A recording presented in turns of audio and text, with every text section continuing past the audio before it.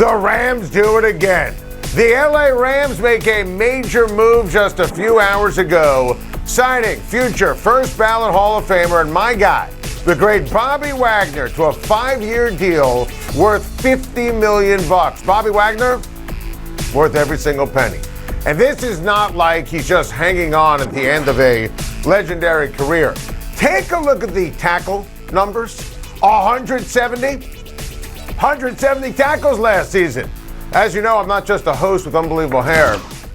I'm also a voter for the NFL awards. And I voted my guy Bobby Wagner first team All-Pro.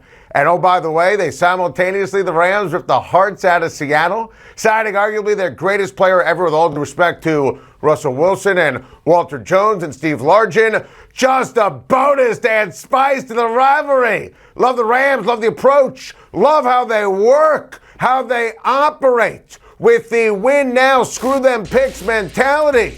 Les Snead, Sean McVay, it's a way of life. Allen Robinson? Are you kidding me? What a signing.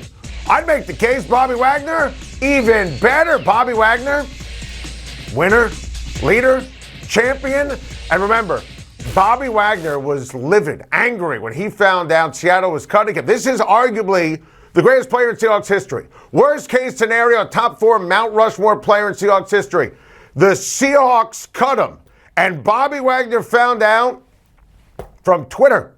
Twitter.com, social media. Oh, buckle up, Buttercup. It's all about winning a Super Bowl in LA. And it's not lip service. It's a way of life. The Rams have the best team in the NFC and can absolutely repeat as Super Bowl champs. Bruce Arians made it official today in a colorful and R-rated press conference. It was awesome, and it was vintage BA. Arians is retiring as the Bucs head coach, and I love Bruce Arians. And as he said today, he's ready to spend a lot of time with his family and smoke a cigar and drink a lot of booze. And I believe that. But of course, Tom Brady's return had something to do with the news of the day. In fact, I think it had a lot to do with the news of the day. Let me get this straight. The Bucs own March Madness. Tom Brady unretires, meaning the Bucs are back as a legit Super Bowl contender in the NFL. They get every single free agent that matters to re-sign. They bring in key free agents. The Panthers don't get Deshaun Watson. Saints don't get Deshaun Watson. The Falcons don't get Deshaun Watson. The Falcons trade Matt Ryan. They bring in Marcus Mariota. The NFC is historically weak. Packers trade Devontae Adams. Von Miller leaves L.A. Niners have a quarterback mess. The Cowboys are worse. And now's the time. Now's the time. Obviously, Tom Brady's return had a lot to do with this. And great for Tom Brady. He's Tom Brady. Magic's done it. Michael's done it. Gretzky's done it. They've all called power plays. That's what happened here. Let's go over some facts. After winning the Super Bowl in 2020 last year, frustrating. The Bucs underachieved, despite Tom Brady having a fantastic season at age 44. There was talk, we talked about it, about BA retiring or being forced out in December or January. It didn't happen. Then Tom retires. There are reports and conversations about Brady in Miami, Brady in San Francisco. There were detailed reports about friction. Bruce Arians said early this month that Tom Brady just likes his name out there when asked if Tom Brady was coming back. Arians said Brady will only play for the Buccaneers. Arians said out loud that he's energized about Kyle Trask. Question for you. What do you think Tom Brady was thinking about when Bruce Arians was saying all this? And then poof, suddenly, magically, before the month ends, BA is out. I mean, you're seeing all this, right? You hear all this, right? And good for Tom Brady. Tom Brady, all about consistency. Bruce, well, his favorite expression is win or lose, we boost. Listen, I mean, he's all loosey-goosey in terms of his approach. Fly by your seat of your pants in terms of how Bruce coaches a football team. And Bruce deserves so much credit for wins and losses and deserves so much credit for diversity with women and African-American coaches on his staff, especially African-American coordinators. And I think he loves Todd Bowles. I really believe that. But Bruce Arians is another title away from being discussed as a Hall of Famer. If Tom Brady stayed retired, I firmly believe Bruce Arians is still coaching the Buccaneers. I think Tom Brady wanted to play for a different coach. Bruce Arians' name is going to go in the Bucs Ring of Honor. He deserves it, but the timeline here says everything. Tom Brady was right. Tom Brady won yet again. Good for Brady and the Bucs. The Phoenix Suns are without question the best team in the NBA. Chris Paul is back and he's healthy. And to me, there's no hesitation in saying that the Suns are at the top of the heap. And last night was more proof that this postseason will be the Suns' time to shine. The Suns rallied in the fourth quarter to beat the Warriors, hold them off. And, this was a game that Golden State led most of the way behind a blazing Jordan Poole. Winning was a big deal, shows toughness. Look, the East is stronger, much stronger than the West, but there's legit competition here. If Steph is healthy, the Warriors are the Warriors. Luka is Luka. Jokic is Jokic. The Grizz can win any game anywhere. Heck, even the Clippers make you nervous with Paul George coming back. But Phoenix is going to win the West without question. They are a historically dominant team with a lot of nuggets of domination and jubilation from a Phoenix Suns team standpoint. They have an awesome knack of winning on the road. They have superstars. They have great role players. Devin Booker is top 5 on my MVP list. Monty Williams, a great coach. And they still have the old chip on the shoulder from not beating the Bucs up 2-0 in the NBA Finals last year and a perceived lack of national media love. Not here, not from me. The Suns are elites. Now go win a championship. Villanova, #1 in the polls for the first time ever. Congratulations. Now the pressure's on Jay Wright. Can they actually do something in the NCAA tournament? Is that too much to ask? Seriously. I mean, let's be honest. The last few years, Jay Wright, and I love him, he hasn't been able to get it done.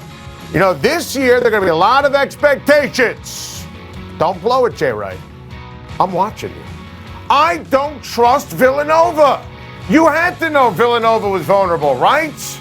Very good team, but not great. Beating up on bad Big East teams. Look, let's be honest. Jay Wright couldn't find the Sweet 16 with a map and a navigation system. That's right. So we launched Time to Shine on August 17th, 2015. And I've said a lot of things about a lot of stuff. Well, I'm going to call that my single worst take in the history of Time to Shine. And I like Jay Wright. I even said it. I want you to take a look at this. I want you to look at what Jay Wright has accomplished since I made those comments. Yeah, I think it's fair to say that our guy Jay Wright got the old navigation system up and running. Now, it was a brilliant line by yours truly. In fact, I'm going to take you a step further. With Coach K retiring, Jay Wright is the best coach in college basketball.